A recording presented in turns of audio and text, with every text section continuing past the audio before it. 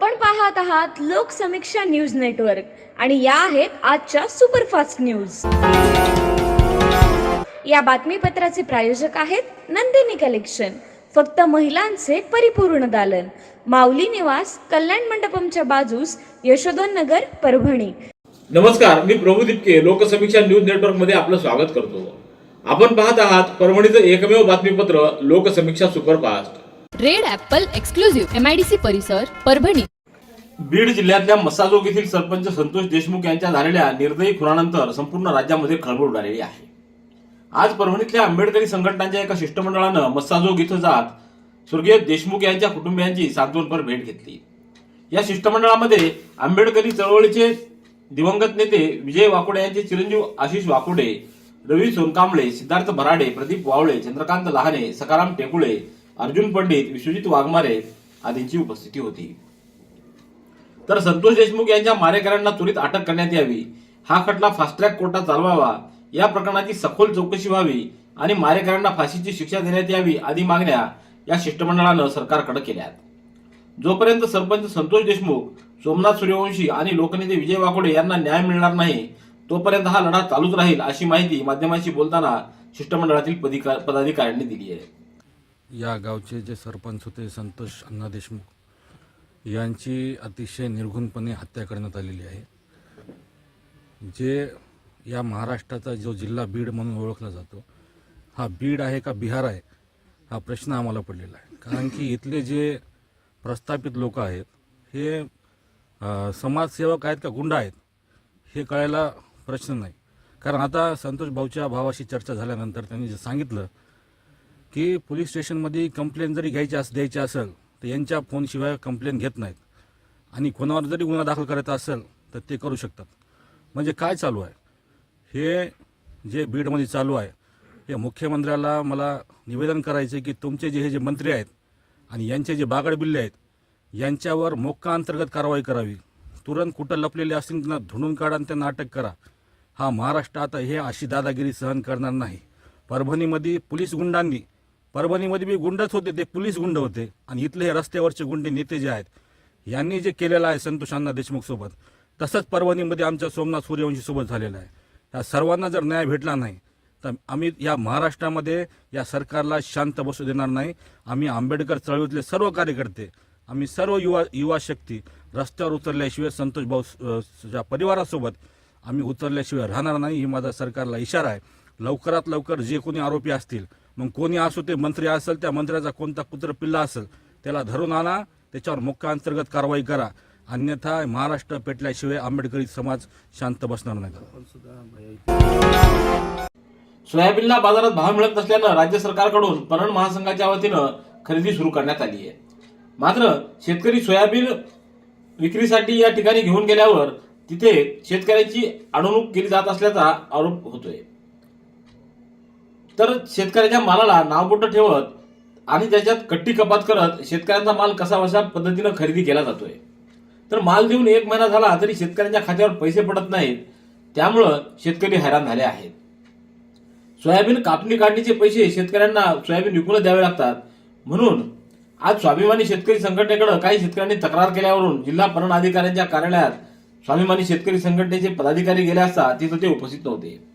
जे कर्मचारी उपस्थित होते ते उडवाउडीची उत्तरं देत होते, म्हणून स्वाभिमानीच्या कार्यकर्त्यांनी पणन अधिकाऱ्यांची चक्क खुर्ची जप्त करत ती स्वाभिमानी शेतकरी संघटनेच्या जिल्हा कार्यालयात आणून ठेवली। जेव्हा शेतकऱ्याचे पैसे मिळतील तेव्हाची खुर्ची परत करण्याचा निर्धार यावेळी व्यक्त करण्यात आला आहे।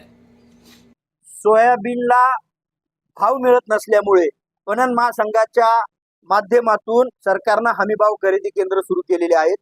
या हमीभाव खरेदी केंद्रावर अधिकारी शेतकरी माल घेऊन गेला की अधिकाऱ्याच्या कपाळावर आट्यागाट्या यायल्यात। विविध चाळण्या लावून शेतकऱ्याचा माल कसाबसा खरेदी केला जातो, परंतु खरेदी केलेल्या मालालाही अद्याप महिना उलटून गेले तरी त्याचे बिल मात्र, त्याचे पैसे मात्र शेतकऱ्याला मिळत नाहीत।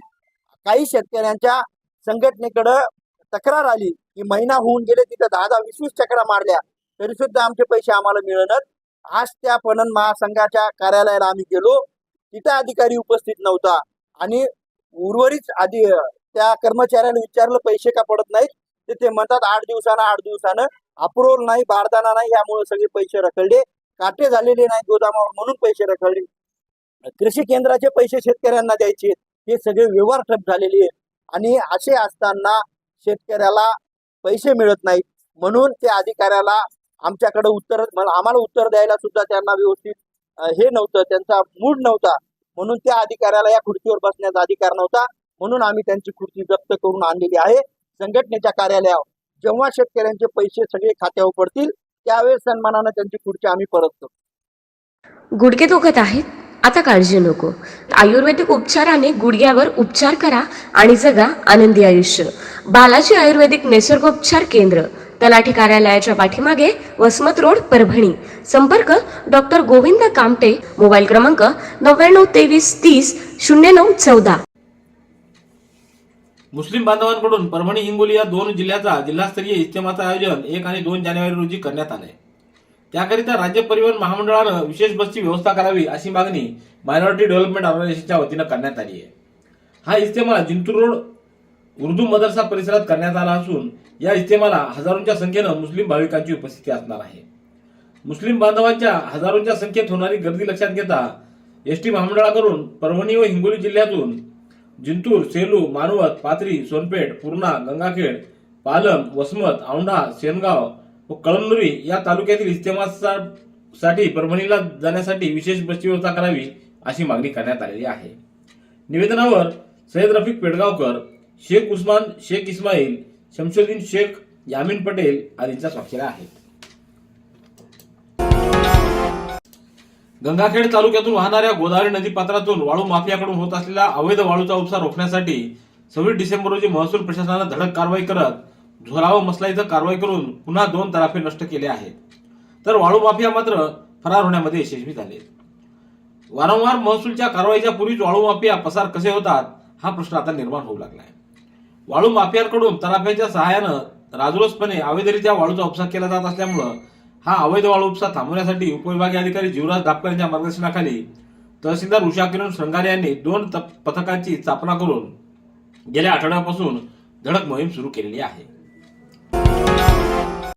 भारताचे माजी पंतप्रधान डॉक्टर मनमोहन सिंग यांच्या निधनामुळे देशात 7 दिवसाचा राष्ट्रीय दुखवटा जाहीर करण्यात आला असून जिल्ह्यातही या दुखवट्यात कोणतेही शासकीय मनोरंजनाचे कार्यक्रम आयोजित न करण्याचं आवाहन अतिरिक्त जिल्हा दंडाधिकारी अनुराधा ढालकर यांनी दिले आहे. माजी पंतप्रधान डॉक्टर मनमोहन सिंग यांचं 26 डिसेंबर रोजी रात्री निधन झालं. त्यामुळे केंद्र शासनानं 7 दिवसाचा राष्ट्रीय दुखवटा जाहीर केलाय. तर 26 डिसेंबर 2024 ते 1 जानेवारी 2025 पर्यंत शासकीय कार्यालय व ज्या ठिकाणी नियमित राष्ट्रध्वज फडकवण्यात येतो त्या ठिकाणी राष्ट्रध्वज अर्ध्यावर फडकवण्यात यावा, तसंच 2 जानेवारी पासून राष्ट्रध्वज पूर्ण फडकवण्यात यावा असं अनुराधा ढालकर यांनी कळवलं आहे. महाराष्ट्र पशु व मत्स्य विज्ञान विद्यापीठ नागपूर व महिला आर्थिक विकास महामंडळ मुंबई यांच्या संयुक्त विद्यमानं माविम प्रकल्पाच्या मॉडेल 2 अंतर्गत पशुवैद्यक व पशुविज्ञान महाविद्यालय परभणी इथं 23 ते 27 डिसेंबर या कालावधीत पशु सखीसाठी 5 दिवसीय शेळी पालन प्रशिक्षण आयोजित करण्यात आलं. प्रशिक्षणाच्या समारोप कार्यक्रम प्रसंगी ऑनलाईन पद्धतीनं महाराष्ट्र पशु विज्ञान विद्यापीठाचे विस्तार शिक्षण संचालक डॉक्टर अनिल फिकांडे यांची उपस्थिती होती. तर व्यासपीठावर सहयोगी अधिष्ठाता डॉक्टर सुधीर राजूरकर, गजानन खिरोडकर, जिल्हा प्रकल्प सल्लागार डॉक्टर धनंजय देशमुख, डॉक्टर संदीप रिंडे आदींची उपस्थिती होती. पूर्णा शहरातील महावीरनगर व रेल्वे स्थानकालगत एका युवकासह वयोवृद्ध महिलेचा मृतदेह आढळून आलाय. 26 डिसेंबर रोजी म्हणजे एकाच दिवशी 2 अनोळखी व्यक्तींचे मृतदेह आढळून आल्यानं पूर्णा पोलिसांनी या मृतदेहाची ओळख पटवण्याचं काम सुरू केलंय. महावीरनगरातील एका जुनाट पडीक विहिरीजवळ एका अनोळखी युवकाचा मृतदेह आढळून आला, तर रेल्वे स्थानकावरील प्लॅटफॉर्म क्रमांक 4 वरील उपाहारगृहाजवळ वयोवृद्ध महिलेचा मृतदेह आढळून आलाय. परभणीच्या जिजाऊ औद्योगिक प्रशिक्षण संस्थेच्या वतीनं औद्योगिक सहलीचं नुकतंच आयोजन करण्यात आलं. या सहलीमध्ये विद्यार्थ्यांनी सोनपेठ तालुक्यातल्या 21 शुगर्स लिमिटेड इथं भेट देऊन प्रात्यक्षिक ज्ञान मिळवलं. संस्थेच्या इलेक्ट्रिशियन, फिटर व वायरमन अभ्यासक्रमाच्या प्रथम व द्वितीय वर्षातील विद्यार्थ्यांनी या सहली दरम्यान औद्योगिक प्रक्रियेची माहिती घेतली. विद्यार्थ्यांनी साखर कारखान्यातील प्रक्रिया, यंत्रसामुग्रीचं कार्य, देखभाल आणि सुरक्षेचे महत्त्व याविषयी सखोल अध्ययन केलं. साखर कारखाना यंत्र विभाग तज्ज्ञ सतीश पाटील यांनी विद्यार्थ्यांना विविध प्रात्यक्षिक दाखवून मार्गदर्शन केलं. ही सहल संस्थेचे प्राचार्य ज्ञानेश्वर तरवटे व गटनिर्देशक सिद्धेश्वर जाधव यांच्या मार्गदर्शनाखाली यशस्वीपणे पार पडली. Red Apple furniture, smart furniture for smart people. Exclusive Parbhani शहरातील भव्य शोरूम रेड ॲपल एक्सक्लुझिव्ह, भारतातील स्मार्ट फर्निचर ब्रँड आता आपल्या परभणी शहरामध्ये. हो आता आपल्या परभणी शहरामध्ये या अंतर्गत ऑफिस, बेडरूम, डायनिंग लिव्हिंग, इत्यादी प्रकारचे फर्निचर आपणास मिळेल. Bedroom set, bed, dressing table, sofa set, कपाट, डायनिंग टेबल टीपॉय आणि स्टील फर्निचर इत्यादी सर्व प्रकारचे फर्निचर तेही आकर्षक किमतीमध्ये उपलब्ध आहे. एक वेळ अवश्य भेट द्या. रेड ॲपल फर्निचर, MIDC परिसर, भारतीय स्टेट बँकेच्या जवळ, परभणी. पाथरी विधानसभा मतदारसंघातून विजयी झाल्याबद्दल आमदार राजेश विटेकर यांचा परभणी तालुक्यातल्या सायाळा कटिंग या गावी ग्रामपंचायत व ग्रामस्थांच्या वतीनं जाहीर नागरिक सत्कार करण्यात आला. यावेळी महिला भगिनींनी आमदार राजेश विटेकर यांचं औक्षण केलं. या कार्यक्रमाला विलास बाबर, दादासाहेब टेंगसे, एकनाथ साळवे, बाळासाहेब कोल्हे, डॉक्टर केदार खटिंग, माधव चव्हाण, किशोर ढगे, बालाजी मोहिते यांच्यासह सरपंच पद्मिनीबाई खटिंग, उपसरपंच भगवान cutting, Damodar cutting, Bhaurao cutting व गावातील सर्व महिला पुरुष तसंच ज्येष्ठ नागरिक मोठ्या संख्येने उपस्थित होते. पालम तालुक्यातल्या पेठशिवणी शिवारामध्ये कापूस व तुरीच्या पिकामध्ये गांजाची लागवड केल्याचा प्रकार 26 डिसेंबर रोजी दुपारी 3:30च्या सुमाराला उघडकीस आलाय. पालम पोलिसांनी छापा मारून 2,615,000 रुपये किमतीची 28 गांजाची झाडं जप्त केली आहेत. शेतकरी माधव हंगरगे यांच्या शेतामध्ये ही झाडं लावलेली आढळून आलेली आहेत. या प्रकरणी पालम पोलिसात गुन्हा नोंदवण्यात आलाय. तीनही मुलीत झाल्यानं पतीकडून रागाच्या भरात पत्नीच्या अंगावर पेट्रोल टाकून तिला पेटवून दिल्याची धक्कादायक घटना परभणीत घडली आहे. 26 डिसेंबरच्या रात्री 8:15च्या सुमाराला गंगाखेड नाका परिसरात ही घटना घडली असून आगीमध्ये गंभीर जखमी झालेल्या महिलेचा मध्यरात्रीच्या सुमाराला मृत्यू झालाय. पत्नीला जाळून तिचा खून केल्याप्रकरणी पतीवर कोतवाली पोलीस ठाण्यात गुन्हा नोंदवण्यात आलाय. मैना कुंडलिक काळे असं मृतक महिलेचं नाव असल्याचं कळतं. रस्त्यावर उभ्या उसाच्या ट्रॉलीला धडकून एका दुचाकीस्वाराचा मृत्यू झाल्याची घटना 26 डिसेंबरच्या रात्री 9:00च्या सुमाराला परभणी तालुक्यातल्या वडगाव इथं घडली आहे. या प्रकरणी दैठणा पोलीस ठाण्यात अपघाताची नोंद करण्यात आलेली आहे. संग्राम साबळे असं मयत युवकाचं नाव आहे. वाचन संकल्प महाराष्ट्राचा या उपक्रमानिमित्त जिल्हा ग्रंथालय कार्यालयामध्ये 30 व 31 डिसेंबर रोजी ग्रंथ प्रदर्शनाचं आयोजन करण्यात आले.